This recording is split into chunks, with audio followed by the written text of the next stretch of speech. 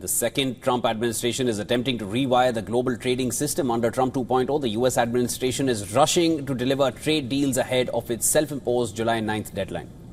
But will the deals struck by the White House last? Take a look at our next report for more on this. It's hard to predict what trade policy will be this week. Will it be taco or Trump always chickens out all over again? Or will Trump go through with his threat this time around? Beyond Trump 2.0, there could be 4 trade scenarios for 2030. Experts weigh in on how the world's trading system would change after Trump is out of the picture. Is this the beginning of a new era in global trade policy, or will things go back to how they were before Trump took office? Although responses from experts were diverse, they together propose 4 potential outcomes. Which one we end up with depends on 2 factors. The first is whether the US decides to maintain a more protectionist and isolationist posture, or whether it seeks to repair its trading relationships.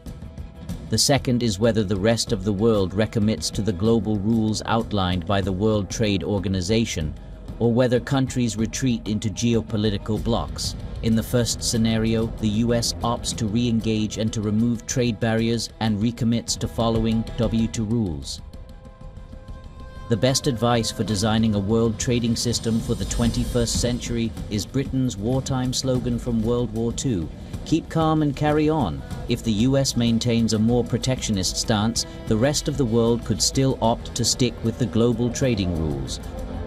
One expert sees global trade dividing into geopolitical blocs. If the US re-engages, that could mean a revitalized G7 leading trade negotiations. That is perhaps outside the WTO's backing and likely with particular attention to technology and to countering China.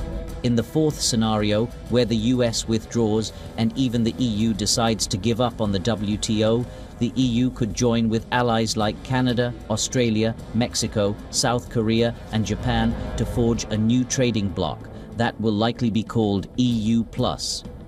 In such a scenario, trade would flow easily within blocs but not between them. The EU+ would be rivaled by the similarly sized BRICS+ group. And then the third bloc would be the US, still a quarter of global GDP on its own. That scenario models the effects of regional trading blocs. The worst possible outcome is to have precisely 3 of those broken blocs instead of an interconnected global economy. Business Bureau, WION World is one.